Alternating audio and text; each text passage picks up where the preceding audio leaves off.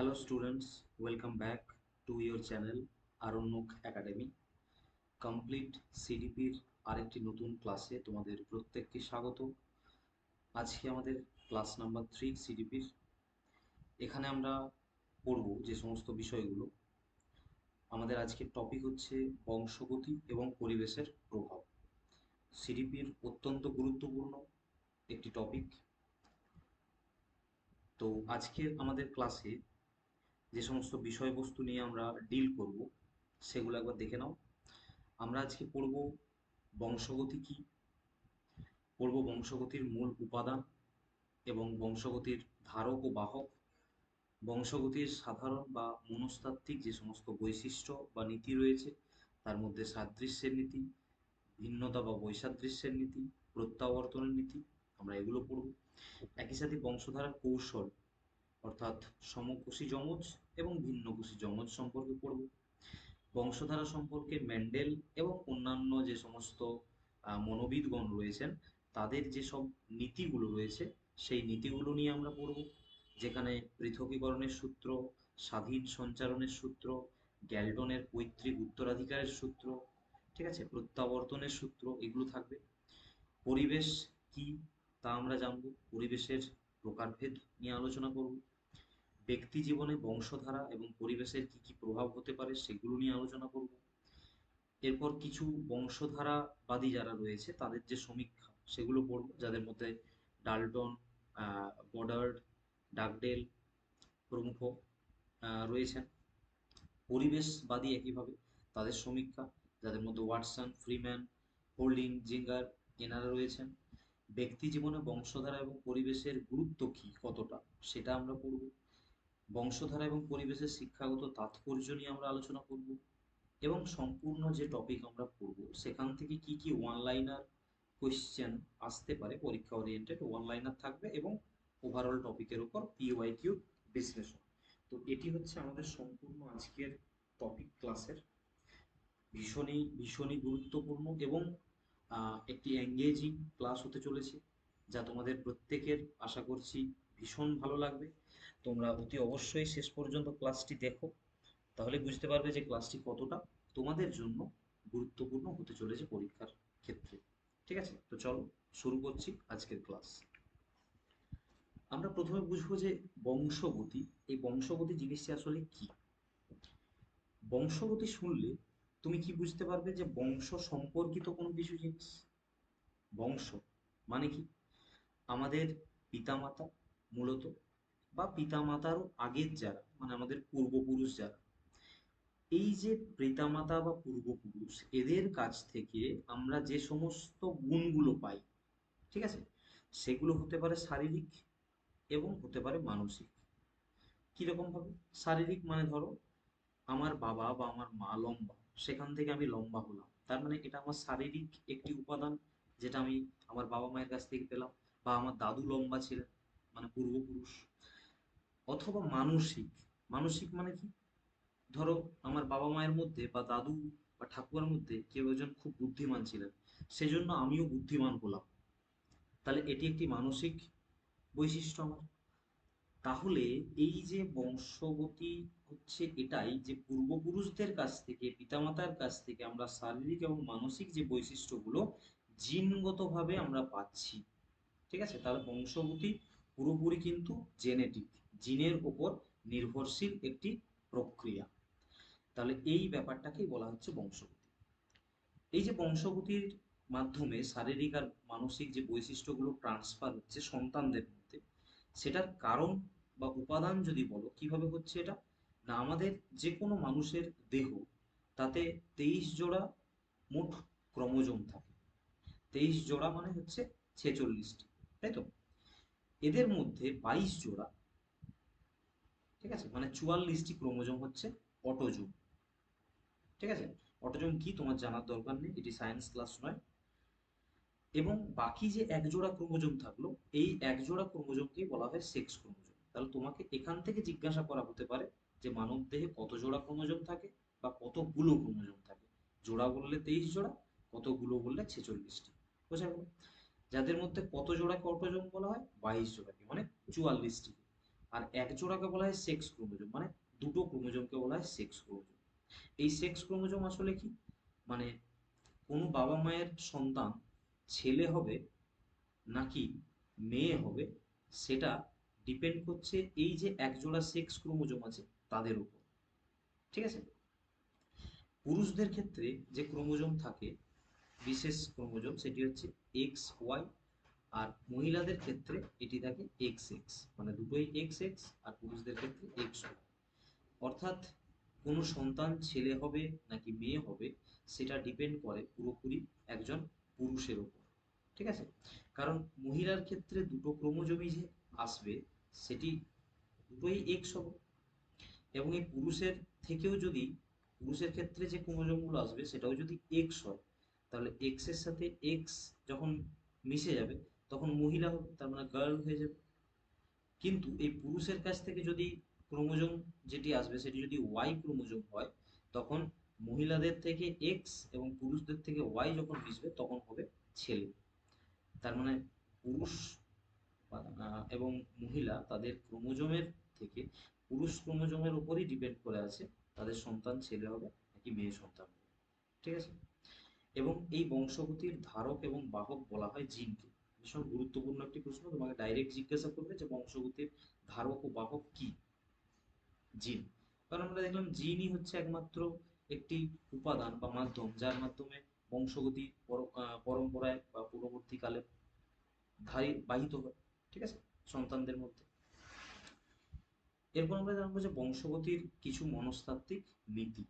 ঠিক আছে, general lodge of heredity. আমি দেখো গুরুত্বপূর্ণ যে সমস্ত ইংলিশ টার্মগুলো সেগুলো কিন্তু আমি সাথে রেখেছি, এগুলো তোমরা নোট করে রাখবে, যে টার্মগুলো একদম ইম্পর্টেন্ট পরীক্ষার জন্য ইংলিশে, সেগুলোই রাখা আছে।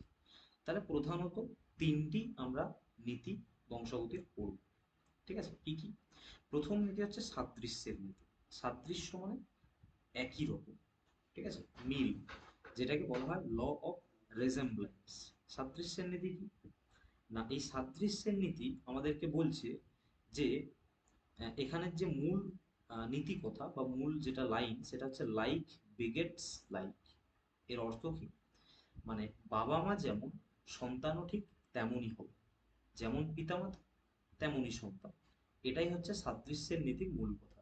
মানে কি, এটা যদি ভেঙে দেখো না, পিতামাতার শারীরিক বৈশিষ্ট্য যেরকম হবে বা পিতামাতার মানসিক বৈশিষ্ট্য ঠিক যেরকম হবে, তাদের সন্তানদের মধ্যেও শারীরিক বৈশিষ্ট্য বা মানসিক বৈশিষ্ট্য একই রকম হবে। মানে সাদৃশ্যের নীতি এক কথায় আমাদেরকে বলছে যে বাবা মা অ্যাকচুয়ালি যেমন, বাবা মায়ের বৈশিষ্ট্য যেমন শারীরিক হতে পারে, মানসিক হতে পারে, সন্তানদের বৈশিষ্ট্য সেই একই রকম। যেমন ধরো, কোনো পিতামাতা যদি বুদ্ধিমান হয়, তার সন্তান অবশ্যই বুদ্ধিমান হবে। বা পিতামাতা যদি লম্বা হয়, সন্তান অবশ্যই লম্বা হবে। পিতামাতা যদি বেঁটে হয়, সন্তান অবশ্যই বেঁটে হবে। এই যুক্তিটা আমাদেরকে দিচ্ছে গে সাদৃশ্যের নীতি বা ল অফ রেজেম্বলেন্স। বোঝা গেছে? বৈসাদৃশ্যের নীতি ঠিক উল্টো কথা বলছে, ল অফ ভ্যারিয়েশন। এ বলছে কি না, এই নীতি বলছে সন্তান কখনোই পিতামাতার হুবহু প্রতিলিপি বা হুবহু কপি হয় না। ঠিক আছে, কখনোই হুবহু কপি হতে পারে না। একই পিতামাতার সন্তানদের মধ্যেও শারীরিক বা মানসিক, ঠিক আছে, বা বুদ্ধিবৃত্তিক পার্থক্য দেখা যায়। ঠিক আছে, মানে পিতামাতা লম্বা হলে যে সন্তান সবসময় লম্বা হবে তা কিন্তু নয়। পিতামাতা বেঁটে হলেই যে সন্তান সবসময় বেঁটে হবে তাও নয়।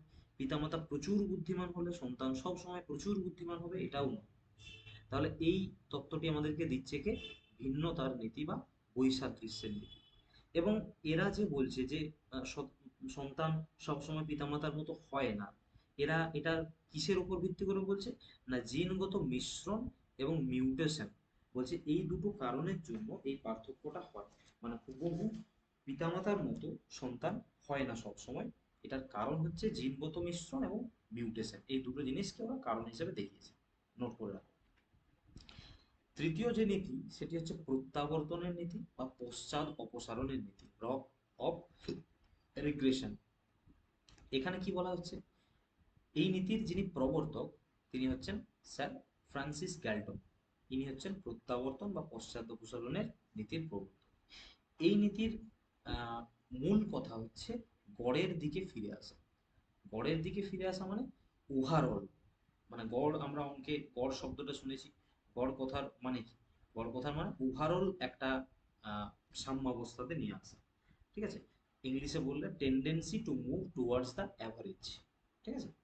মানে ধরো কোনো পিতামাতার কোনো পিতামাতা কোনো সন্তানের তারা প্রচন্ড বুদ্ধিমান, কিন্তু দেখা যাচ্ছে সন্তান তুলনামূলক কম বুদ্ধিমান বা মোটামুটি বুদ্ধিমান। তার মানে কি?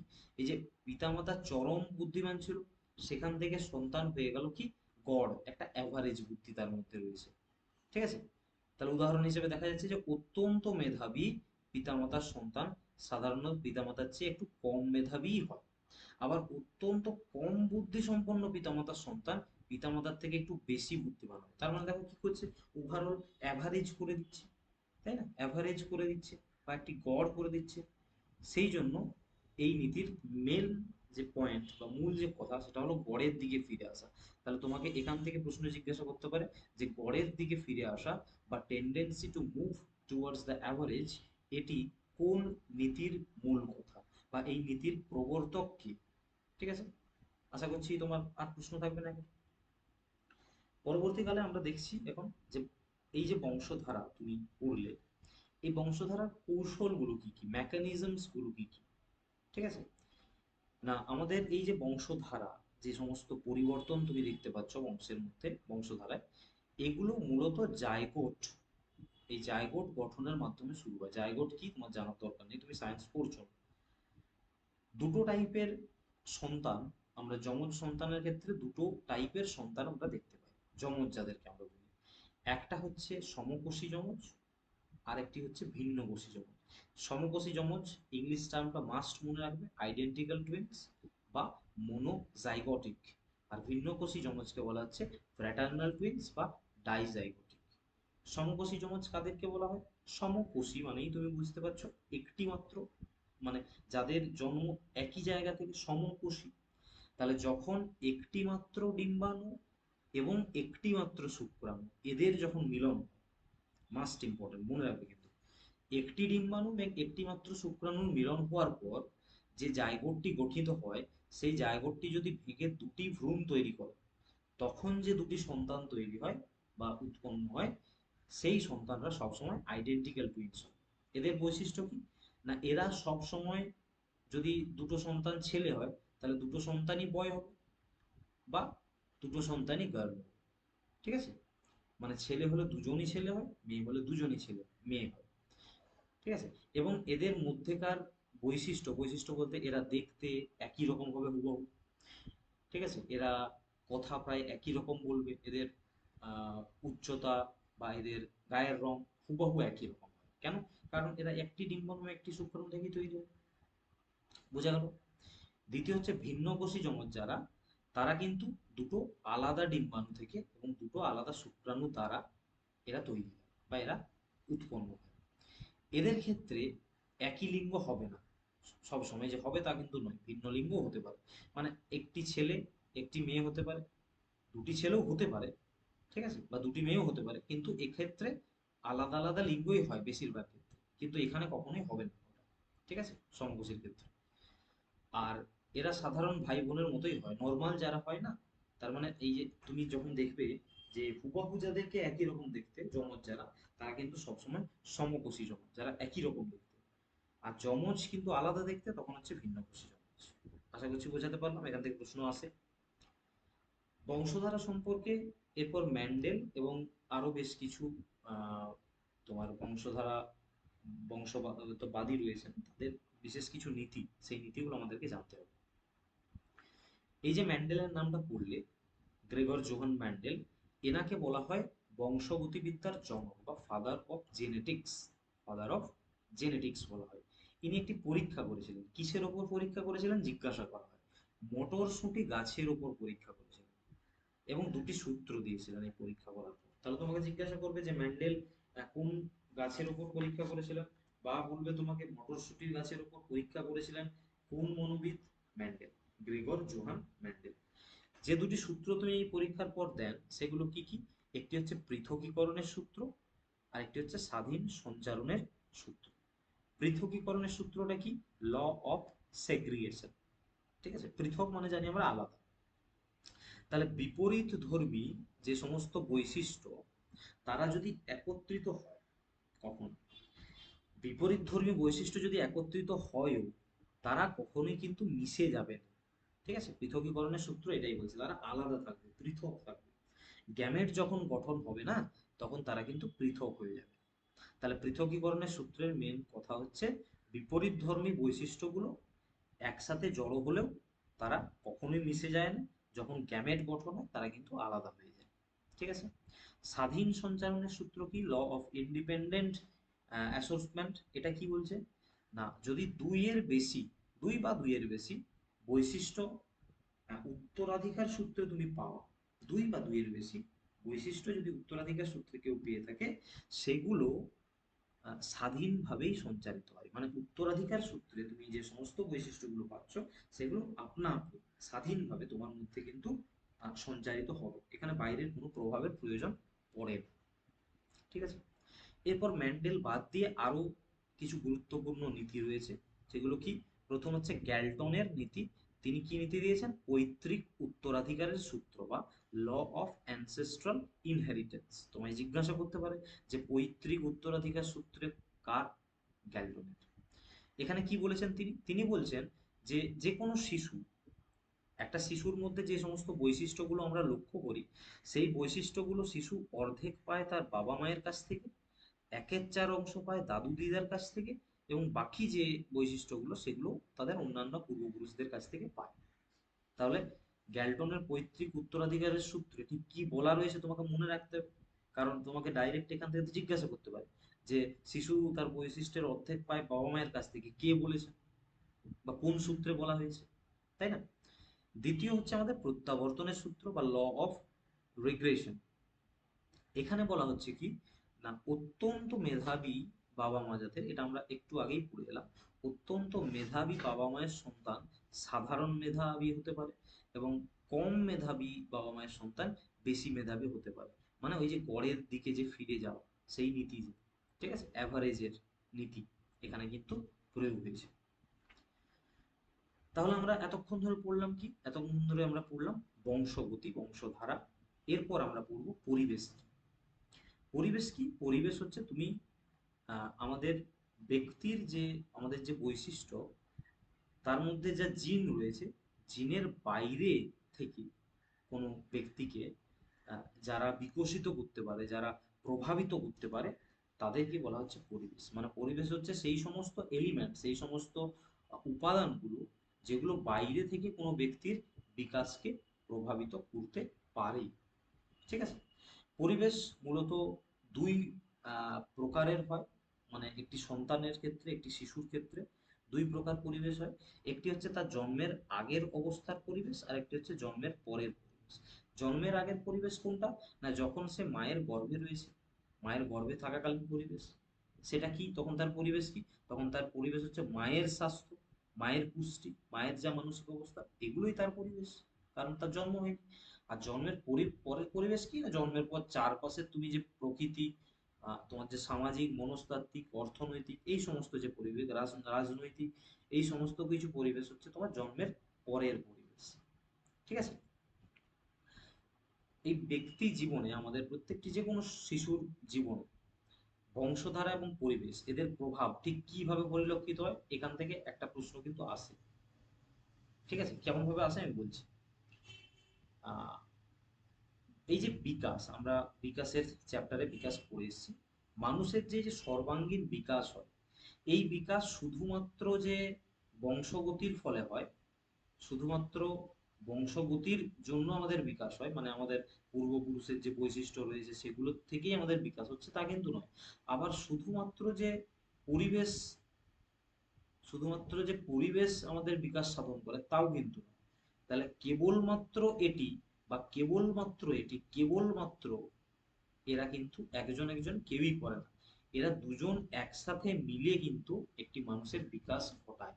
তার মানে বংশগতি এবং পরিবেশ, এদের দুজনের যে গুণফল, ঠিক আছে, সেটাই হলো বিকাশ, সর্বাঙ্গীন বিকাশ। ঠিক আছে। তো এই সংক্রান্ত বিখ্যাত মনোবিদ উডওয়ার্থ আমরা বিকাশ বৃদ্ধি চ্যাপ্টারে উডওয়ার্থের নাম বেশ কয়েকবার পেয়েছি। তিনি একটি গুরুত্বপূর্ণ তত্ত্ব দিয়েছেন, এটাই পরীক্ষাতে আসে, যে উডওয়ার্থের মধ্যে বিকাশ ইকুয়ালস টু কি। তিনি বলেছেন বিকাশ সমান হচ্ছে বংশগতি গুণিত পরিবেশ, মানে heredity into environment. Development is equals to heredity into environment. এবং বিকাশ সমান বংশগতি গুণিত পরিবেশ, মানে বংশগতি যুক্ত পরিবেশও হবে না, বংশগতি বিযুক্ত পরিবেশও হবে না। ঠিক আছে, কারণ এটি বংশগতি এবং পরিবেশ এদের কি, এদের মিথস্ক্রিয়ার মিথস্ক্রিয়ার ফল, এই জন্য গুণিত বলা হয়। ঠিক আছে, তাহলে এটা মনে রাখবে, এই জায়গা থেকে তোমাকে প্রশ্ন করে। আচ্ছা, এরপর আমরা দুটো জিনিস আলাদা আলাদা করে পড়বো। প্রথম পড়বো আমরা বংশধারাবাদী যারা, মানে যারা বংশগতির উপর ডিপেন্ড করে কিছু থিওরি দিয়েছেন, তারা কি কি বলেছেন পড়বো। এবং তারপর আমরা পড়বো পরিবেশবাদী যারা, মানে পরিবেশের উপর ডিপেন্ড করে কি কি তত্ত্ব কিছুজন দিয়েছেন সেগুলো। যারা বংশধারাবাদী তারা কিন্তু মনে করেন যে বংশগতি হচ্ছে একমাত্র জিনিস যা মানুষের বিকাশ ঘটায়, মানে তারা পরিবেশকে পরিবেশকে স্বীকার করেন না। ঠিক আছে, বংশধারাবাদীরা পরিবেশকে স্বীকার করেন না, তারা বংশধারাকেই সর্বে সর্বা মনে করে। কে কে ছিলেন বিখ্যাত মানুষ তারা? স্যার ফ্রান্সিস গ্যালটন প্রথম একজন ব্যক্তি। ইনি একটি পরিবারের ওপর, কোনো একটি পরিবারের ওপর, এখানে পরিবারের নামটি পাওয়া যায় না, ফ্রান্সিস গ্যালটনের যে আহ, পরীক্ষাটা, ইনি একটি পরিবারের ওপর গবেষণা করেছেন। এবং গবেষণা করে তিনি আমাদের দেখিয়েছিলেন যে মেধা বা বুদ্ধি এটি কিন্তু একটি বংশগত জিনিস। ঠিক আছে, মানে বুদ্ধি এটি বংশগত জিনিস, মানে তুমি বুদ্ধিমান হলে তোমার সন্তান হবে, তার সন্তান হবে, তার সন্তান হবে, এভাবে চলে যাবে। এটা স্যার ফ্রান্সিস গ্যালটন বলেছেন। তাহলে মনে রাখতে হবে তোমাকে, মেধা বংশগত, এটি বলেছেন কে? Sir Francis Galton. দ্বিতীয় হচ্ছে গডার্ড। ইনি একটি পরিবার, যে পরিবারটার নাম হচ্ছে ক্যালিক্যাক পরিবার। তাহলে জিজ্ঞাসা করবে যে ক্যালিক্যাক পরিবারের উপর গবেষণা করেছিলেন কে? গডার্ড। ক্যালিক্যাক পরিবারের উপর গবেষণা করে তিনি একটি তত্ত্ব দেন কি না, তিনি বলেছিলেন যে ক্ষীণ বুদ্ধি বা কম বুদ্ধি যাদের, এটাও কিন্তু বংশগতভাবে ছড়ায়। মানে বাবার বুদ্ধি কম হলে ছেলেরও হবে, বা বাবা মায়ের মধ্যে যে কোনো একজনের বুদ্ধি কম হলে সন্তানের হবে, তার থেকে তার সন্তানের মধ্যে যাবে, তার থেকে তার সন্তানের মধ্যে যাবে। মানে এরা পরিবেশকে তো স্বীকার করে না। ঠিক আছে, এরা তো বংশগতিকেই সবকিছু মনে করে। 3 নম্বর হচ্ছেন আরেকজন, ডাগডেল। ইনি গবেষণাটা করেছিলেন জিউক পরিবারের উপর। ঠিক আছে, এই জিউক পরিবার, প্রশ্নটি পরীক্ষাতে এসেছে বেশ কয়েকবার, জিউক পরিবারের উপর গবেষণা কি করেছেন। ইনি গবেষণা করে বলেছিলেন যে অপরাধ প্রবণতা, মানে খারাপ কাজ করার যে মানসিকতা, এটার পেছনেও কিন্তু বংশগতির প্রভাব রয়েছে। মানে কারো বাবা যদি চুরি করেন, তার সন্তানও চোর হবে, তার সন্তানও চোর হবে। এনারা এইটা স্বীকার করতেন, এই তত্ত্ব এনারা দিয়েছেন। এরপর আমরা দেখে নেবো যে কিছু পরিবেশবাদী, ঠিক আছে, তাদের যে সমীক্ষা, এরা আবার কি, এরা আবার বংশগতিকে স্বীকার করে। এরা মনে করে পরিবেশই সব, বংশগতির কোনো মূল্য নেই কোনো সন্তানের ডেভেলপমেন্টে, কোনো শিশুর ডেভেলপমেন্টে। এরা বংশগতিকে স্বীকার করে। ঠিক আছে, কারা কারা? এরা জিনগত প্রভাবকেই আহ, একদমই মানে না, পরিবেশই এদের কাছে সব।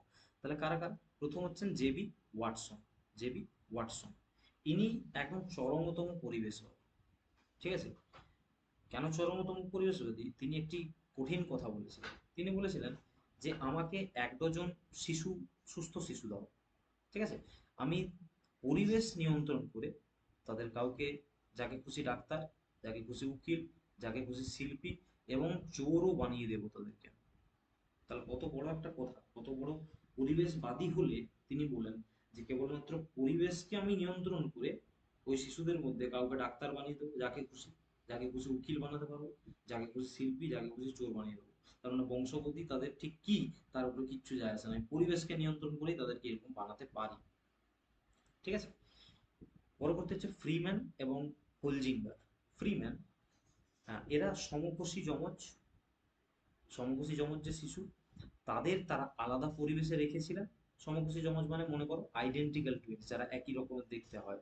ঠিক আছে, তাদেরকে তারা আলাদা আলাদা পরিবেশে রেখেছে, এবং দিয়ে আলাদা আলাদা পরিবেশে রেখে তারা ভিন্ন পরিবেশের কারণে দেখিয়েছেন যে তাদের আইকিউ মানে বুদ্ধি এবং তাদের যে ব্যক্তিত্ব, তাতে কিন্তু অনেক পার্থক্য তৈরি হয়েছে। তাহলে আইডেন্টিক্যাল টুইনস দুটো শিশু, তার মানে একই রকম তাদের বুদ্ধি হওয়া উচিত, একই রকম দেখতে, একই রকমের তাদের পার্সোনালিটি হওয়া উচিত। কিন্তু এনারা তাদেরকে কেবলমাত্র আলাদা পরিবেশে রেখে তাদের মধ্যে কিন্তু এই আইকিউর বা ব্যক্তিত্বের পার্থক্য লক্ষ্য করিয়েছেন আমাদেরকে। ঠিক আছে, পরবর্তী আমরা পড়বো যে ব্যক্তি জীবনে বংশধারা এবং পরিবেশের গুরুত্ব কি। ঠিক আছে, বংশগতি বা বংশধারা এটি আমাদের বিকাশের সম্ভাবনা বা সীমারেখা দুটোকে নির্ধারণ করে দেয়। সম্ভাবনা বা সীমারেখা মানে লিমিটকে নির্ধারণ করে। আর পরিবেশ নির্ধারণ করে কি, ওই যে সম্ভাবনাটা বা ওই যে সীমারেখাটা বা ওই লিমিটটা তার কতটা বাস্তবায়িত হবে সেটা আমাদেরকে ঠিক করে দেয় পরিবেশ। সেই জন্যই দুটোর মিথস্ক্রিয়ার ফলই হলো আমাদের বিকাশ। সর্বাঙ্গীন বিকাশ হতে গেলে কিন্তু এই দুটোই সমান গুরুত্বপূর্ণ, নাকি শুধু পরিবেশ, নাকি শুধু বংশগতি। ঠিক আছে, যেমন বলছেন যে একটি ভালো বীজ, যদি ভালো বীজকে আমরা বংশগতি ধরে নিই আর অনুর্বর মাটিকে আমরা পরিবেশ ধরে নিই, তাহলে ধরো একটি গাছ জন্মাতে এবং গাছটি যদি আমাদের সর্বাঙ্গীন বিকাশ হয়, তাহলে একটি গাছ জন্মাতে গেলে শুধু ভালো বীজ হলে হবে না, আবার শুধু ভালো মাটি হলেও হবে না। তার মানে মাটিও ভালো হতে হবে, বীজও ভালো হতে হবে। সেই রকম ভাবে যদি বীজ খারাপ হয় এবং সেখান থেকে গাছ তৈরি আমরা করতে পারবো না। তার মানে দুটোরই গুরুত্ব কিন্তু সমান, যে কোনো একটি খারাপ হলে বিকাশে কিন্তু ব্যাঘাত ঘটবে। ঠিক আছে, হ্যাঁ। তো বংশগতি এবং আমরা পরিবেশ যে পড়লাম, এদের এডুকেশন বা শিক্ষাতে তাৎপর্যটা কি, কেন আমরা এডুকেশনে বংশগতি বা পরিবেশের গুরুত্বকে লক্ষ্য করব। ঠিক আছে, এখানে কি কি পার্থক্য দেখা যায় না, ব্যক্তিগত কিছু বৈষম্য দেখা যায়, ইন্ডিভিজুয়াল ডিফারেন্সেস। কি কি সেটা না, তোমায় ব্যক্তিগত বৈষম্য যেগুলো সেগুলো মাথায় রাখতে হবে। যে কোনো শ্রেণীকক্ষে, শ্রেণীকক্ষের মধ্যে প্রত্যেক শিশু কিন্তু আলাদা। কেন আলাদা? কারণ তাদের পরিবেশ আলাদা, তারা আলাদা পরিবেশে মানুষ হয়েছে, তাদের বংশধারা আলাদা, সেই জন্য প্রত্যেকটি শিশু আলাদা হয়। তাহলে শিক্ষককে এটা মাথায় রাখতে হবে যে এই যে পার্থক্যটা, মানে একজন শিশুর থেকে আরেকজনের শিশুর যে পার্থক্য, সেই পার্থক্য কিন্তু তাদের বংশগতি এবং পরিবেশের মিথস্ক্রিয়ারই ফল। এটা শিশুকে, একজন শিক্ষককে মাথায় রাখতে হবে। সে তো হুবহু একই রকম দুটো শিশু পাবে না, যে ও বুদ্ধিমান এই কেন বুদ্ধিমান নয়, এর বুদ্ধি এত বেশি এর বুদ্ধি কেন এতটা নয়। এটা শিক্ষককে এই বৈষম্য করলে কিন্তু হবে না। দ্বিতীয়ত বলা হচ্ছে যে উপযুক্ত পরিবেশ তৈরি করা। না, একজন শিক্ষক তিনি তো কখনোই পারবেন না যে কারো বংশধারা চেঞ্জ করে দিতে। শিক্ষকের পক্ষে কোনো শিশুর বংশধারা পরিবর্তন করা কি সম্ভব? সম্ভব নয়। কিন্তু তিনি চাইলেই পরিবেশ তো পরিবর্তন করতে পারবেন, তাই না? শ্রেণীকক্ষে তাহলে তাকে এমন একটি সমৃদ্ধ এবং গণতান্ত্রিক পরিবেশ তৈরি করে দিতে হবে যেন শিশুর সেখানে সুপ্ত সম্ভাবনাগুলোর বিকাশ ঘটতে পারে। তাহলে যেহেতু তিনি আহ, বংশধারাকে পরিবর্তন করতে পারবেন না, তিনি কিন্তু পরিবর্তন করতে পারবেন পরিবেশকে, এবং সেটা তাকে করতে হবে। বোঝা গেল? পরবর্তীকালে বলা হচ্ছে সহমর্মিতা। যারা পিছিয়ে পড়া শিশু, পিছিয়ে পড়া শিক্ষার্থী, তাদের প্রতি খারাপ মনোভাব যে ওর দ্বারা কিছু হবে না, হ্যাঁ তোমার দ্বারা পড়াশোনা হবে না, নেতিবাচক, নেগেটিভ মনোভাব কিন্তু রাখা উচিত নয় শিক্ষকের। ঠিক আছে, তাদের সামাজিক পরিবেশ এবং তাদের যে অর্থনৈতিক পরিবেশ, এগুলোর কথা মাথায় রেখে তাদেরকে পড়াতে হবে যে কোন পরিবেশ থেকে বাচ্চাটা আসছে। ঠিক আছে, তাদের অর্থনৈতিক পরিবেশটি কেমন, নেগেটিভ মনোভাব কিন্তু রাখা চলবে না শিক্ষক। ঠিক আছে, এটাই বলা হয়েছে। তো এতক্ষণ অবধি আমরা এই পরিবেশ এবং বংশগতি এর উপর যা যা কিছু পড়লাম, তার থেকে গুরুত্বপূর্ণ যে সমস্ত পয়েন্টস গুলো পরীক্ষার জন্য মূলত, সেগুলো আরেকবার আমরা রিভাইজ করে নিই। তাহলে রিভাইজ করে নিলে কি হবে, আমাদের পরবর্তীকালে এরপর যখন আমরা পিওয়াই কিউ সলভ করবো, এমসিকিউ তে গেলে তখন কিন্তু সুবিধা হবে, তোমরা উত্তর দেওয়ার ক্ষেত্রে সুবিধা হবে। আমি 5 সেকেন্ড করে প্রত্যেকটি কোশ্চেনে দেবো। তোমরা প্রথমে, যেহেতু ক্লাসটি রেকর্ডেড ক্লাস, তোমরা ভিডিওটি পজ করে কমেন্টে অ্যান্সার দেওয়ার চেষ্টা করো, পরবর্তীকালে ভিডিওটি প্লে করে মিলিয়ে নাও। ঠিক আছে, তো চলো আমরা কি কি পড়লাম আজকে একবার দেখি। মানব দেহে ক্রোমোজোমের সংখ্যা আমরা পড়েছি 23 জোড়া বা 46টি। ঠিক আছে, তাদের মধ্যে লিঙ্গ নির্ধারণকারী ক্রোমোজোম বা সেক্স ক্রোমোজোম হলো 23তম যে জোড়া, মানে লাস্ট জোড়া। ঠিক আছে, বংশগতিবিদ্যার জনক বলা হয় মেন্ডেলকে। নেচার ভার্সেস নার্চার এই বিতর্কটিতে নেচার বলা হয় বংশগতিকে, আর নার্চার বলা হয় পরিবেশকে। ঠিক আছে, বিকাশ হচ্ছে তোমার বংশগতি এবং পরিবেশের গুণফল, কারণ এদের মিথস্ক্রিয়ার ফল। এই কথাটি বলেছেন কে? মনোবিদ উডওয়ার্থ। সমকোষী যমজ বা আইডেন্টিক্যাল টুইন্স যারা, তারা সর্বদা একই লিঙ্গের হয়, মানে দুজনেই ছেলে হবে বা দুজনেই মেয়ে হবে। আমাকে 1 ডজন সুস্থ শিশু দাও, আমি তাদের কাউকে ডাক্তার, কাউকে উকিল, কাউকে ইঞ্জিনিয়ার এবং কেউ কাউ চোরও বানিয়ে দিতে পারে। এই কথাটি কে বলেছিল? এই কথাটি বলেছিলেন আচরণবাদী মনোবিদ জেবি ওয়াটসন। ঠিক আছে? শিশুর মধ্যে যে লিঙ্গ নির্ধারিত হয়, মানে কোনো একটি শিশু ছেলে হবে নাকি মেয়ে হবে, সেটা ডিপেন্ড করে কার ক্রোমোজোমের উপর? পিতার ক্রোমোজোমের উপর। কারণ ওয়াই ক্রোমোজোম কেবলমাত্র পিতার কাছেই আছে, এবং এই ওয়াই ক্রোমোজোমই নির্ধারণ করে যে ছেলে ছেলে হবে নাকি মেয়ে সন্তান হবে। ঠিক আছে? জিউট পরিবারের ওপর গবেষণা, বংশগতির প্রভাব নিয়ে গবেষণা করেছিলেন কে? ডাগডেল। পড়ে এসেছি আমরা। শিশুর প্রাথমিক বা প্রথম সামাজিকীকরণ, যেটাকে বলা হচ্ছে প্রাইমারি সোশ্যালাইজেশন, এটা শুরু হয় কোথা থেকে? এটা শুরু হয় পরিবার থেকে। ঠিক আছে?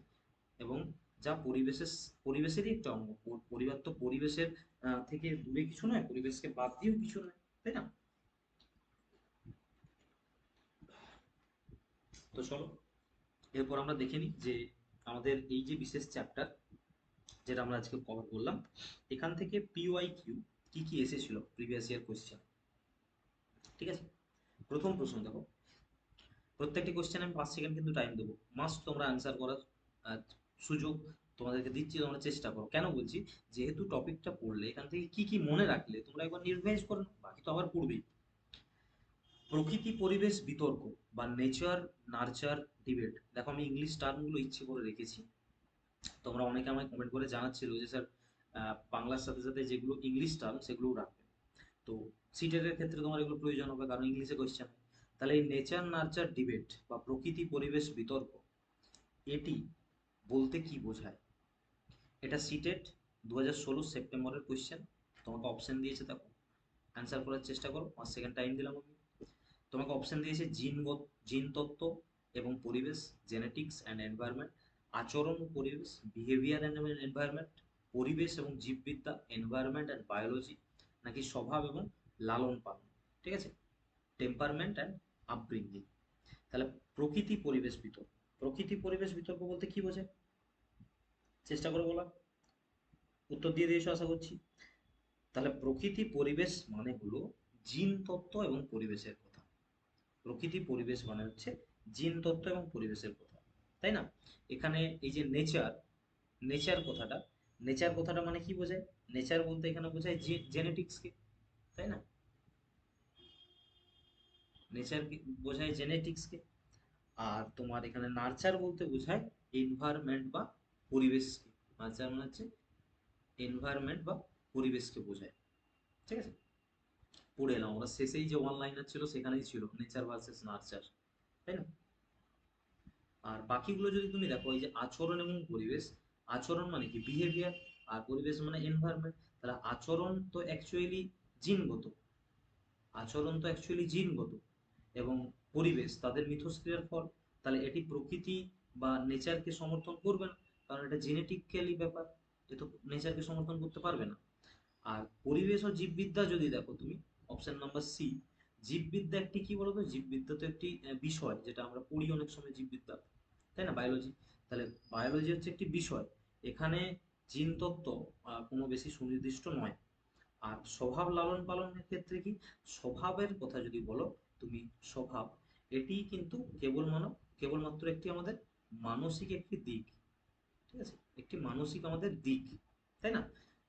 তাহলে জিন তত্ত্ব সামগ্রিক শারীরিক এবং মানসিক বৈশিষ্ট্যকে কভার করে, যেহেতু সেই জন্য এটাও আমাদের সম্ভব নয়। দ্বিতীয় প্রশ্ন দেখো, সিটেট ফেব্রুয়ারি 2016 থেকে এসেছিল প্রশ্নটি, যেখানে তোমাকে জিজ্ঞাসা করা হচ্ছে যে ব্যক্তিগত বৈষম্য, ইন্ডিভিজুয়াল ডিফারেন্স, এর প্রাথমিক কারণটি কি? উত্তর দেওয়ার চেষ্টা করো কমেন্টে। তোমাকে অপশন দিয়েছে পরিবেশের প্রভাব, বংশগত কোড, জন্মগত বৈশিষ্ট্য, নাকি বংশগতি ও পরিবেশের মধ্যে জটিল মিথস্ক্রিয়া, complex interplay between heredity and environment. কোনটা হবে? দেখো, ব্যক্তিগত বৈষম্য, ইন্ডিভিজুয়াল যে ডিফারেন্স হয়, এর কারণ কিন্তু মিথস্ক্রিয়া। কাদের মিথস্ক্রিয়া? বংশগতি এবং পরিবেশের মধ্যে যে জটিল মিথস্ক্রিয়া হয়, তার জন্যই কিন্তু ব্যক্তিগত যে আমাদের বৈষম্য, সেটা লক্ষ্য করা যায়। কেন? কারণ প্রতিটি মানুষ যে আলাদা, প্রতিটি মানুষ যে আলাদা, এবং তোমার তাদের মূল কারণ হচ্ছে তাদের জিন। মূল কারণ তো জিন আলাদা হওয়ার পেছনে। এবং জিনের সাথে সাথে তারা যে পরিবেশে বড় হচ্ছে, এই দুটোর যে যৌথ প্রভাব, ঠিক আছে, বা ইন্টারপ্লে, ইন্টারপ্লে মানে হচ্ছে যৌথ প্রভাব। তাহলে এই যৌথ প্রভাবের জন্য কিন্তু ব্যক্তিগত বৈষম্যটা হয়। ঠিক আছে? শুধু পরিবেশের প্রভাব কেন হবে না? কারণ শুধু পরিবেশের প্রভাব এজন্যই হবে না, কারণ কেবল পরিবেশ একা, একা পরিবেশ কিন্তু কাউকে আলাদা করতে পারে না, তাই না? বংশগত কোড হচ্ছে না কেন? কারণ তোমার বংশগত কোড মানে জিনগত কোড থাকছে, কিন্তু এখানে পরিবেশ মিসিং। তাহলে শুধুমাত্র জেনেটিক্স তো কিছু করতে পারবে না, আমার পরিবেশও লাগবে, তাই না? জন্মগত বৈশিষ্ট্য তো হবেই না, কারণ এটা একটা অসম্পূর্ণ জিনিস, জন্মগতভাবে তো হয় না। পরবর্তী দেখো, উডওয়ার্থের মতে বিকাশের সমীকরণ কোনটি? বলেছিলাম, মনে আসছে যে ডাইরেক্ট ওখান থেকে তোমাকে প্রশ্ন করে। ওয়েস্ট বেঙ্গল টেট 2017, দেখো যেটা 21-এ হয়েছিল পরীক্ষাটা, সেখান থেকে সরাসরি প্রশ্ন। উত্তর দাও কমেন্টে। কি বলেছিলাম? উডওয়ার্থ, বিকাশ সমান বংশগতি প্লাস পরিবেশ, বংশগতি মাইনাস পরিবেশ, নাকি বংশগতি ইনটু পরিবেশ, নাকি বংশগতি ভাজিত পরিবেশ? কোনটি বলেছিলাম? এটা ভাবার অবকাশ আছে কি আর? বলেছিলাম না আমরা যে এখানে বিকাশ ইজিক্যালস টু তোমার বংশগতি ইনটু পরিবেশ, মানে হেরিডিটি ইনটু এনভায়রনমেন্ট। কেন? কারণ বলেছিলাম যে এটি একটি মিথস্ক্রিয়ার ফল, তাই না? এটা পরিবেশ এবং তোমার হচ্ছে যে বংশগতি, এদের মিথস্ক্রিয়ার ফল। এই মিথস্ক্রিয়ার ফল বলেই এটাকে গুণিত দিয়ে বোঝানো হয়, ঠিক আছে? অন্য কোনো কিছু দিয়ে বোঝানো হয় না, এটা প্রোডাক্ট হিসেবে ধরা হয়। সিটেট 2012 প্রশ্ন, চোখের রং, কালার অফ আইস, হলো প্রধানত একটি কি? পরিবেশগত বৈশিষ্ট্য, এনভায়রনমেন্টাল ক্যারেক্টারিস্টিক্স, নাকি হেরিডিটারি ক্যারেক্টারিস্টিক্স বংশগত বৈশিষ্ট্য, নাকি সাংস্কৃতিক বৈশিষ্ট্য বা কালচারাল, নাকি সামাজিক বৈশিষ্ট্য সোশ্যাল? চোখের রং, চোখের রং কি জন্য হতে পারে? চোখের রং কারো কালো হয় বা কারো হালকা বাদামি হয়, এটার কারণ কি? এটার কারণ কিন্তু পরিবেশের সাথে চোখের রঙের কোনো কারণ থাকতে পারে কি? পুরোপুরি কারণ এটা বংশগত। তোমার চোখের রং কি হবে, এটা বংশগত বৈশিষ্ট্য, এটা অন্য কোনো কারণ নেই। কেন? কারণ চোখের রং, বা তুমি এখানে চোখের রং বাদ দিয়ে যদি তুমি পেতে চুলের রং, ঠিক আছে, বা তুমি যদি পেতে ধরো ব্লাড গ্রুপ বা রক্তের রং, ঠিক আছে, এই রক্তের রং বলছি, রক্তের গ্রুপ, তাহলে এই সমস্ত যে জিনিস, এগুলো সরাসরি কিন্তু জিনের উপর নির্ভর করে, এরা ডিপেন্ড করে কিন্তু জিনের উপর, ঠিক আছে? আর পরিবেশের কেন নয়? পরিবেশের উপর তো চোখের রং নির্ভর করতে পারে না। রোদে ঠান্ডা লাগলে বা হচ্ছে রোদে বা ঠান্ডা লেগে গেলে তোমার কি চোখের রং বদলে যায়? বদলায় না। তার মানে পরিবেশগত তো নয় এটা। সাংস্কৃতিক নয় কেন? সাংস্কৃতিক নয় কেন? কারণ কোনো, তুমি ধরো সংস্কৃতিগত ভাবে কোনো আলাদা রঙের পোশাক পরছো, সেই জন্য কি তোমার চোখের রং পাল্টে যাবে? বা তুমি অন্য ভাষায় কথা বললে কি তোমার চোখের রং পাল্টে যাবে? পাল্টাবে না। তার মানে এটাও নয়, তাই না? আর চোখের রং কি সমাজ ঠিক করে দেয়? দেয় না। সিটেট সেপ্টেম্বর 2014, প্রশ্ন ছিল কি? বংশগতিকে মানে হেরিডিটিকে কি রূপে সামাজিক কাঠামো বা সোশ্যাল স্ট্রাকচার হিসেবে বিবেচনা করা হয়? গৌণ রূপে, গতিশীল রূপে, স্থিতিশীল রূপে, নাকি প্রাথমিক রূপে? সেকেন্ডারি, ডাইনামিক, স্ট্যাটিক, নাকি প্রাইমারি? বলো, কমেন্ট করো। বংশগতিকে কি রূপ সামাজিক কাঠামো হিসেবে বিবেচনা করা হয়? বংশগতি, বংশগতি গৌণ নয় নিশ্চয়ই, ছোট তো নয়, প্রাথমিকও নয় আবার। বংশগতি একদম যে প্রাথমিক বা প্রথমেই হয় এটাও নয়, ঠিক আছে? স্থিতিশীল নাকি গতিশীল? বংশগতি স্থিতিশীল নাকি গতিশীল, মানে স্থির নাকি গতিময়? বংশগতি অবশ্যই স্থিতিশীল, বংশগতি কিন্তু গতিশীল নয়। কেন? কারণ জন্মের সময়, তুমি যখন তোমার জন্ম হচ্ছে, এই জন্মের সময় জিনের মধ্যে আমরা যে বৈশিষ্ট্য পাই, সেই বৈশিষ্ট্য কিন্তু সারা জীবন থাকে, ঠিক আছে? জন্মের সময় যে বৈশিষ্ট্য তুমি পাও, সেই বৈশিষ্ট্যই তোমার সারা জীবন থাকে। তার মানে এটা পরিবর্তনযোগ্য নয়, এটা হচ্ছে স্ট্যাটিক বা স্থির, তাই না? গতিশীল হবে না, কারণ পরিবেশ গতিশীল, পরিবর্তন গতিশীল কে? গতিশীল অ্যাকচুয়ালি পরিবেশ, পরিবেশ পরিবর্তন হয়, কিন্তু জিন কি পরিবর্তন করা সম্ভব? না। আর গৌণ নয়, কারণ বংশগতি গৌণ নয়। বংশগতি অ্যাকচুয়ালি কি করে? ভিত্তি তৈরি করে। তাহলে ভিত্তি যে তৈরি করবে, সে কি করে গৌণ হতে পারে? আর প্রাথমিক এজন্য নয়, সমাজবিজ্ঞানের ভাষায় এটিকে স্থিতিশীল কাঠামো ধরা হয়। প্রাথমিক বলতে পারো, কিন্তু এখানে স্থিতিশীল বেশি অ্যাপ্রোপ্রিয়েট। ঠিক আছে। সিটেট ডিসেম্বর 2018, 2018 একটি প্রশ্ন। নেচার নার্চার, আবার দেখো, নেচার এবং নার্চার এই বিতর্কে নেচার শব্দটি কি নির্দেশ করে? নেচার নির্দেশ করে কাকে? উত্তর দাও কমেন্টে। ভৌত এবং সামাজিক জগৎ, জৈবিক বৈশিষ্ট্য বা বংশগত তথ্য, নাকি স্বভাব বা মেজাজ, নাকি চারপাশের পরিবেশ? Physical and social world, biological givens or hereditary information, temperament, নাকি সারাউন্ডিং এনভায়রনমেন্ট? কোনটাকে? ঠিক আছে, নেচার এবং নার্চার কোন জিনিসটাকে নির্দেশ করে? না, নেচার এবং এখানে নেচার বা প্রকৃতি শব্দটি, প্রকৃতি শব্দটি ডিপেন্ড করছে কাকে, বা ডিপেন্ড করছে কাকে? স্বভাবকে বা মেজাজকে। কেন? কারণ হলো তোমার, না এটা, না মেজাজ হবে না, মেজাজ হবে না। যেহেতু তোমার প্রকৃতি নেচার শব্দটি আছে, এটা মেজাজ হবে না, এটা হবে অবশ্যই বি, অপশন বি। ঠিক আছে, এটা মেজাজ করো না, আমি মুছে দিচ্ছি। ঠিক আছে, এটা অপশন বি করবে। কেন বলছি? কারণ হচ্ছে তোমার এই যে জৈবিক বৈশিষ্ট্য বা বংশগত যে তথ্য, বায়োলজিক্যাল গিভেন বা হেরিডিটারি।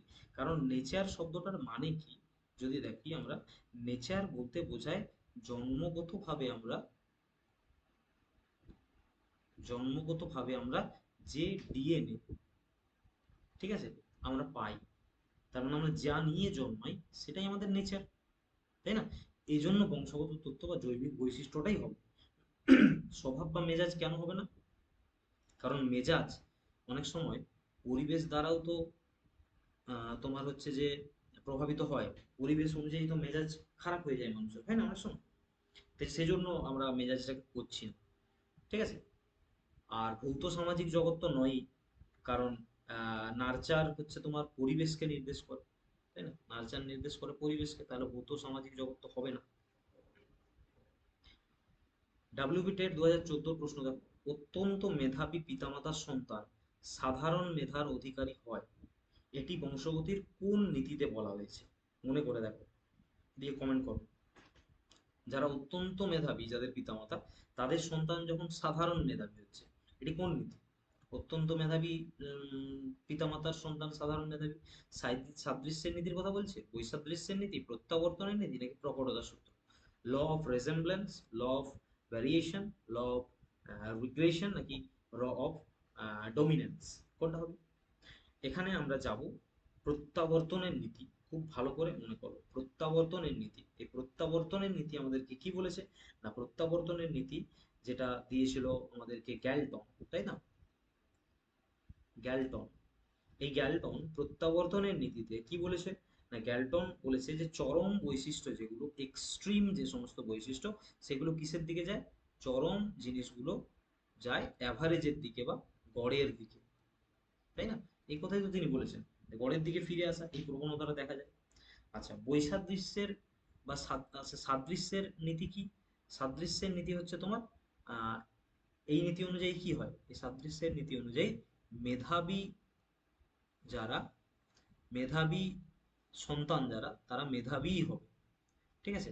আর বৈসাদৃশ্যের নীতি কি বলছে? বাবা মা মেধাবী হলেও সন্তান কিন্তু মেধাবী নাও হতে পারে। ঠিক আছে। আর প্রকটতার সূত্রটা কি? প্রকটতার সূত্র দিয়েছিল কে? প্রকটতার সূত্র দিয়েছে ম্যান্ডেল। প্রকটতার সূত্র দিয়েছে ম্যান্ডেল।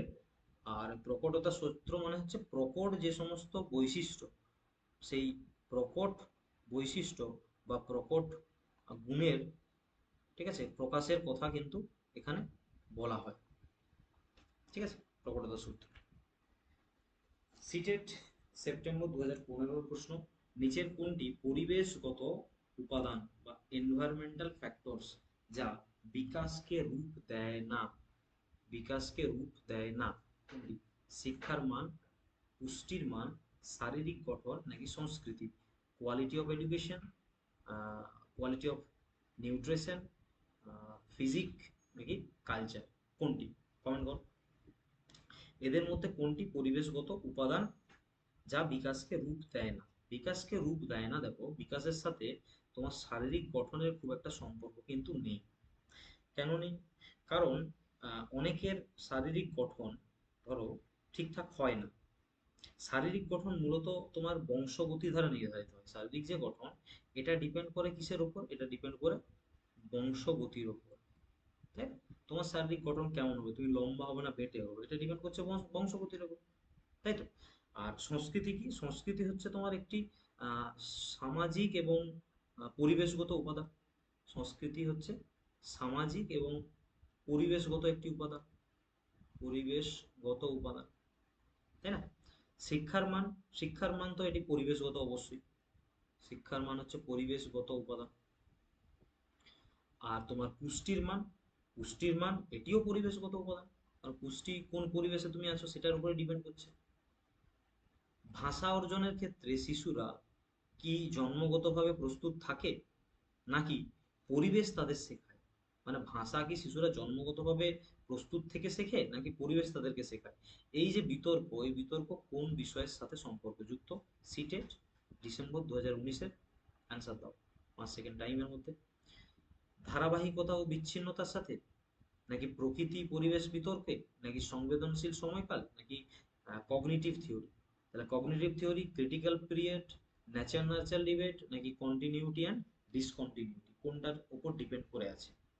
ভাষা অর্জন, তাহলে এটা ডিপেন্ড করছে কিন্তু তোমার কোন পরিবেশ এবং তুমি কোন প্রকৃতিতে মানে অবস্থান করছো, নেচার এবং নার্চার, এই ডিবেটের উপর। কেন? কারণ তোমার এখানে একজন মানুষের নাম আনতেই হবে, তিনি হচ্ছেন নোয়াম চমস্কি। আমরা পরবর্তীকালে এনার সম্বন্ধে পড়বো আরো। এই নোয়াম চমস্কি ইনি বলেছেন যে ভাষা অর্জন যন্ত্র যেটা, যেটাকে বলা হয় ল্যাড, পরবর্তীকালে আমরা পড়বো, এখন শুনে রাখো। এই ল্যাড হচ্ছে তোমার জন্মগত, ঠিক আছে, এটা জন্মগত। একই সাথে অন্যদিকে স্কিনার বলে একজন ছিলেন, বিএফ স্কিনার, তিনি বলেছিলেন যে ভাষা অনুকরণ এবং পরিবেশ থেকে শেখা যায়, কিন্তু ভাষা অনুকরণ করা যায় এবং এটা পরিবেশ থেকেও শেখা যায়, ঠিক আছে? তাহলে এই ডিবেটটা কিন্তু এদের মধ্যে ছিল। আর ধারাবাহিকতা বিচ্ছিন্নতা কেন হবে না? কারণ এটি বিকাশের স্তরের সাথে যুক্ত একটি সব জিনিস, তাই না? এর সাথে সম্পর্ক আছে কিসের? বিকাশের স্তরের, ঠিক আছে? সংবেদনশীল সময়কালও হবে না, কারণ কারণ এটি তো নির্দিষ্ট সময়ে শেখার উপর জোর দেয়। সংবেদনশীল সময় মানে কোনো একটি জিনিস নির্দিষ্ট সময়ে, ঠিক আছে, নির্দিষ্ট সময়ে শেখা, তার উপর জোর দেয় হচ্ছে তোমার কি না সংবেদনশীল সময়কাল। আর কগনিটিভ থিওরি কি? কগনিটিভ থিওরি তো আমাদের পেঁয়াজের সাথে এখানে কোনো সম্পর্কে নেই। এটা কগনিটিভ থিওরি দিয়েছে পেঁয়াজি, এটা আমরা পরবর্তী ক্লাসে পড়ব পেঁয়াজে নিয়ে নিই। দেখো সিটেট ডিসেম্বর 2021-এর প্রশ্ন, নিচের কোনটি সম্পূর্ণরূপে বংশগতি দ্বারা নির্ধারিত? স্ট্রিক্টলি ডিটারমাইন্ড বাই হেরিডিটি, মানে সম্পূর্ণরূপে বংশগতি, পরিবেশের এখানে কোনো প্রভাব নেই। কমেন্ট করে জানাও আমাকে। রক্তের গ্রুপ, বুদ্ধাঙ্ক, সামাজিকীকরণ, নাকি নৈতিক বিকাশ? ব্লাড গ্রুপ, আইকিউ, সোশ্যালাইজেশন, নাকি মোরাল ডেভেলপমেন্ট, কোনটি? সম্পূর্ণরূপে বংশগতির দ্বারা নির্ধারিত কিন্তু তোমার একমাত্র ব্লাড গ্রুপ, এখানে বাকি সবগুলোই দেখো, তুমি যদি বুদ্ধাঙ্ক দেখো, এই আইকিউ, এটা কিন্তু শুধুমাত্র বংশগতি দ্বারা নির্ধারণ হয় না। কারণ ভালো পুষ্টি বা তোমার হচ্ছে যে শিক্ষা, মানে পরিবেশ, অ্যাকচুয়ালি যদি পরিবেশ যদি ভালো থাকে তাহলে কিন্তু আইকিউ বাড়ানো যায়। ভালো পরিবেশে কোনো সন্তানের, শিশুর আইকিউ বাড়ানো সম্ভব। সামাজিকীকরণ হবে না কেন? কারণ সামাজিকীকরণ পরিবেশের উপর নির্ভর করে, সামাজিকীকরণ এটা ডিপেন্ড করে টোটালি পরিবেশের উপর, তাই না? আর নৈতিক বিকাশ, নৈতিক বিকাশও সমাজ, ঠিক আছে, পরিবার বা হচ্ছে তোমার পরিবেশ অ্যাকচুয়ালি, ঠিক আছে, এদের উপর ডিপেন্ড করেই কিন্তু তোমার নৈতিকতা হয়, নৈতিক বিকাশ হয়। আর রক্তের গ্রুপ এটা কিন্তু তোমার 100% কিসের ওপর ডিপেন্ড করে? জিনের ওপর, 100%ই জিনের উপর। এখানে পরিবেশের কোনো 0% ভূমিকা আছে? কোনো ভূমিকা নেই। ওয়েস্ট বেঙ্গল টেট 2022, শিশুর বিকাশে বংশগতি এবং পরিবেশের ভূমিকার ক্ষেত্রে নিচের কোনটি সঠিক? মানে কোন জিনিসটি বংশগতি এবং পরিবেশ দুজনের ভূমিকা রয়েছে কার ক্ষেত্রে? বলা আছে কেবল বংশগতি সব, কেবল পরিবেশই সব, কিছু বৈশিষ্ট্য বংশগতি দ্বারা এবং কিছু বৈশিষ্ট্য পরিবেশ দ্বারা প্রভাবিত হয়, উভয়ের ভূমিকায় 50-50। তাহলে বলা হচ্ছে অনলি হেরিডিটি ম্যাটার্স, মানে হেরিডিটি মেন বা এনভায়রনমেন্টালি মেন, কেবল তো হবেই না, কেবল পরিবেশের সাথে কোনো সম্পর্ক নেই এবং কেবল বংশগতিও সবকিছু নয়। তারপরে বলছে রিলেটিভ কন্ট্রিবিউটরি ভ্যারি, তারপর বলছে এক্স্যাক্টলি 50-50 কন্ট্রিবিউশন। দেখো তুমি এটা তো কখনোই বলতে পারো না যে একটা মানে সন্তানের বা শিশুর বিকাশে 50% তোমার পরিবেশ আর 50% হচ্ছে যে তোমার বংশগতি ডিপেন্ড করে থাকে, এই পরিমাপটা করবে কি? এটা সম্ভব না। তাহলে এটাই বেস্ট আনসার, যে বংশগতির কিছুটা প্রভাব রয়েছে এবং কিছুটা বৈশিষ্ট্য পরিবেশ দ্বারাও নিয়ন্ত্রিত হয়। কেবল তো হবেই না এই দুটো, কোনোভাবেই সম্ভব না। পরিবেশই কেবলমাত্র সবকিছু নয়, আবার বংশগতি কেবলমাত্র সবকিছু নয়। ঠিক আছে? তুমি ধরো না এই যদি চোখের রঙই ধরো, চোখের রঙের ক্ষেত্রে বংশগতি এখানে বেশি ডিপেন্ড করে, পরিবেশ ডিপেন্ড করেই না বলতে গেলে। আবার ধরো ভাষা পরিবেশের ক্ষেত্রে কার্যকর, তার মানে 50-50টা তুমি বলতে পারবে না। সিটেট জানুয়ারি 2021-এর প্রশ্ন, মানুষের ব্যক্তিত্ব, হিউম্যান পার্সোনালিটি, এটি কি আসলে? এটি কেবল পরিবেশের ফল, মানে অনলি এনভায়রনমেন্ট তার উপর ডিপেন্ড করে থাকে, নাকি কেবলমাত্র তোমার হচ্ছে যে বংশগতির ফল, নাকি পরিবেশ আর বংশগতি দুজনের মিথস্ক্রিয়ার ফল, নাকি লালন পালনের ফল? তাহলে only environment, only hereditary, interaction of hereditary and environment, নাকি রেজাল্ট অফ আপব্রিঙ্গিং? ব্যক্তিত্ব, কোনো মানুষের ব্যক্তিত্ব ডিপেন্ড করছে কিসের উপর? অ্যান্সার করো কমেন্টে, অ্যান্সার করো। ব্যক্তিত্ব ডিপেন্ড করছে কিন্তু শুধু পরিবেশের সাথে কিছু যায় আসে না, শুধু বংশগতি নয়, বংশগতি এবং পরিবেশ তাদের দুজনের মিথস্ক্রিয়ার ফলে কারো ব্যক্তিত্ব গড়ে ওঠে। কারণ একজন ব্যক্তির ব্যক্তিত্ব তার জিনগত সম্ভাবনা যতটা থাকে, তার সাথে কিন্তু তার বাস্তব অভিজ্ঞতাটাও কিন্তু অনেকটা ডিপেন্ড করে, এবং এই বাস্তব অভিজ্ঞতা তুমি কোথা থেকে পাবে? পরিবেশ থেকে, তাই না? বাস্তব অভিজ্ঞতা পাবে পরিবেশ থেকে, তার মানে দুজনের মিথস্ক্রিয়ার ফল। আর লালন পালনের ফল কেন হবে না? কারণ লালন পালনের ফল এটা জিনের কথা এখানে বাদ দেওয়া আছে। লালন পালন মানে কেবলমাত্র পরিবেশের কথা কিন্তু বলছে, লালন পালন তো জিনের সাথে কোনো সম্পর্কিত নেই, তার জন্য এটা হচ্ছে না। বলা হচ্ছে তোমার যমজ ভাই বোনদের, টুইনস যাদেরকে বলা হয়, তাদের উপর গবেষণায় দেখা যায় যে আলাদা পরিবেশে বেড়ে ওঠা সত্ত্বেও তাদের আইকিউ বা বুদ্ধাঙ্ক অনেকটা কাছাকাছি হয়। এটি কি কি প্রমাণ করে, এটি কি বলছে? সিটেট জুলাই 2013। অ্যান্সার দাও। বুদ্ধির ওপর পরিবেশের প্রভাব বেশি, বুদ্ধির ওপর বংশগতির প্রভাব বেশি, বুদ্ধি একটি অর্জিত বিষয়, নাকি বুদ্ধি অপরিবর্তনীয়? খুব ভালো একটি প্রশ্ন, বুঝে অ্যান্সারটা দাও। যে বলছে কি বুদ্ধি, তার উপর পরিবেশের প্রভাব সব থেকে বেশি, নাকি বুদ্ধির উপর বংশগতির প্রভাব সব থেকে বেশি, নাকি বুদ্ধিকে অর্জন করা যায়, অ্যাকোয়ার করতে হয়, নাকি বুদ্ধি আনচেঞ্জেবল? কোনটা? বুদ্ধির ওপর, বুদ্ধির ওপর বংশগতির প্রভাব কিন্তু বেশি থাকে, বংশগতির ওপর প্রভাবই বুদ্ধির ওপর বেশি থাকে। কেন? কারণ আইডেন্টিক্যাল টুইনস যারা, তাদের যে জিন, সমকোষী তোমার টুইনস যারা, তাদের জিন তো একই হয়, একটি মাত্র জিন হয়।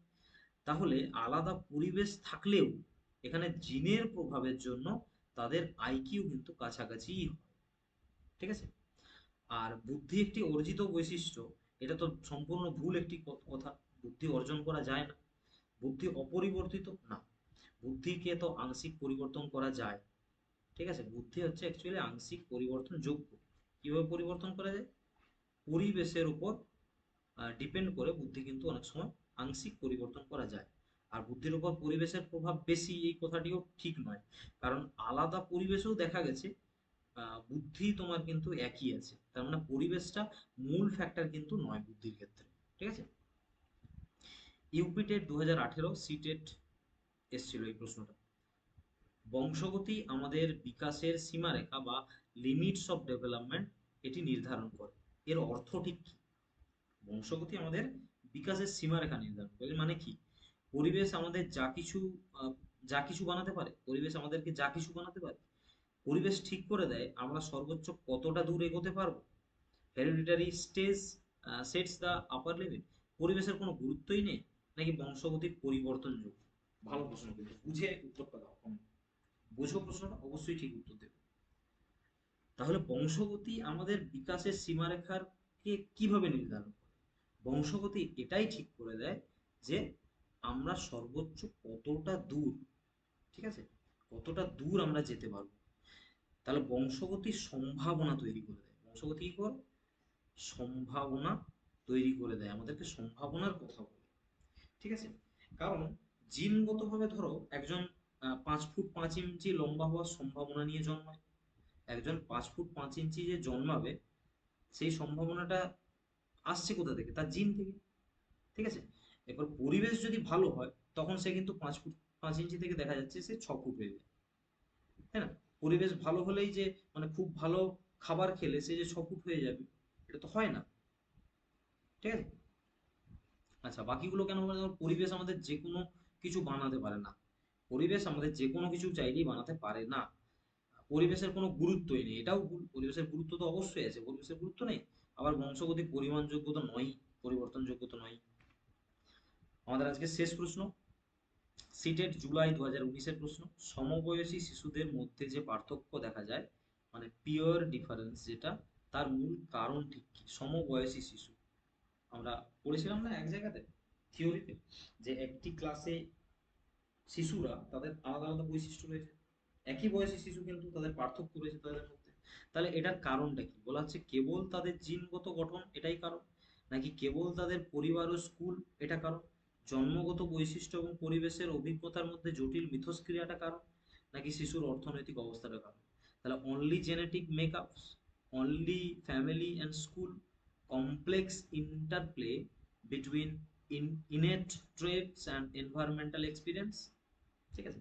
আচ্ছা, তোমাকে একটা কথা বলে দিই, তুমি এই সিডিপির ক্ষেত্রে, আমরা যখন সিডিপি পড়বো, এখানে যখন তুমি কোনো প্রশ্ন সলভ করবে, যে জায়গাতে তুমি অপশন পাবে কেবলমাত্র, বা বাংলা ইংলিশে তুমি পাবে অনলি, সেই অপশনটাকে 90% কিন্তু এড়িয়ে যাওয়ার চেষ্টা করবে। এটা অ্যান্সার হয় না ম্যাক্সিমাম জায়গায়, ঠিক আছে। কেবলমাত্র একটা জিনিস সিডিপিতে অ্যান্সার হয় না। তাহলে এখানে সঠিক উত্তর হবে কি? এটা, কেবল দুটো আমরা বাদই দেব, কারণ শুধু জিনগত গঠন তো নয়, শুধু পরিবার স্কুল তো হয় না, জন্মগত বৈশিষ্ট্য পরিবেশ অভিজ্ঞতা দুটোরই মিথস্ক্রিয়ার ফল রয়েছে। কেন? কারণ একটি শ্রেণীকক্ষে ধরো দুটি শিশুর মধ্যে যে পার্থক্য আছে, সেটা ডিপেন্ড করছে তাদের জিনের উপর। তাদের জিন দুটো আলাদা, এবং তারা আলাদা পারিবারিক, তোমার আলাদা পারিবারিক পরিবেশে তারা কিন্তু বড় হয়েছে। তার মানে পারিবারিক পরিবেশটাও আলাদা তাদের, তাদের জিনটাও আলাদা। তাহলে এই দুটোর যে মিথস্ক্রিয়া, এই দুটোর মিথস্ক্রিয়ার ফলেই কিন্তু তার মধ্যে, এই তাদের মধ্যে যে পার্থক্য সেটা দেখা যায়, ঠিক আছে। অর্থনৈতিক অবস্থা কেন হবে না? কারণ অর্থনৈতিক অবস্থা কেবলমাত্র একটি পরিবেশের অংশ, তাই না? এখানে তো নয়, এখানে তোমার জিন নেই, তাই না? আর কেবলমাত্র জিন, কেবলমাত্র পরিবারও নয়, দুটোই ভুল। তো এই ছিল আজকের আমাদের টপিক। তোমরা যারা ক্লাসটি শেষ পর্যন্ত করলে, তাদের প্রত্যেককে ধন্যবাদ মন থেকে। তোমরা যেভাবে পাশে আছো, ক্লাসগুলোকে ভালোবাসা দিচ্ছ, আরো ভালোবাসা দাও। ভিডিওটি যারা শেষ অবধি দেখলে, আশা করছি তোমাদের অবশ্যই ভালো লেগেছে। আমরা চেষ্টা করি ভিডিওটির মধ্যে বেস্ট কন্টেন্ট দেওয়ার জন্য, এই ক্লাসগুলো করছি। আশা করছি এর বাইরে কোনো কোথাও তুমি প্রশ্ন পাবে না। তাহলে ভিডিওটি ভালো লাগলে অবশ্যই ভিডিওটি লাইক করে দিও। বন্ধুদের মধ্যে যারা প্রিপারেশন নিচ্ছে, এখনো ভিডিওটি পৌঁছায়নি, তাদের তাদের কাছে শেয়ার করে দিও। তোমাদের পরিচিত যে সমস্ত গ্রুপস রয়েছে বা ফ্রেন্ড সার্কেল রয়েছে, সেগুলো তাদেরকে জানিয়ে দিও অবশ্যই। চ্যানেলে তুমি যদি নতুন হও, চ্যানেলটি অবশ্যই সাবস্ক্রাইব করে রাখো। ভিডিও দেখছো অথচ সাবস্ক্রাইব করছো না, এটা করো না প্লিজ। আর পাশে থাকা বেল আইকনটিকে প্রেস করে দাও, কারণ পরবর্তী ক্লাসের নোটিফিকেশনগুলো তোমার কাছে ঠিকঠাক পৌঁছে যাবে। তো পাশে থাকো তোমরা, তোমাদের জন্য বেস্ট কন্টেন্ট আমরা কিন্তু প্রোভাইড করব এখানে। আপকামিং যে সমস্ত পরীক্ষা আছে, সমস্ত পরীক্ষার জন্য, এবং আমাদের কন্টেন্ট ক্লাস অলওয়েজ ফ্রি হবে এবং বেস্ট হবে, যেটা যে কোনো তুমি পথ চলতি যে কোনো ক্লাস বা যে কোনো ইনস্টিটিউশন, যে কোনো নোটস থেকে তুমি কম্পেয়ার করতে পারো। তো ঠিক আছে, ধন্যবাদ প্রত্যেককেই। তোমরা ভালো থাকো, সুস্থ থাকো। দেখা হচ্ছে পরের ক্লাসে। টাটা।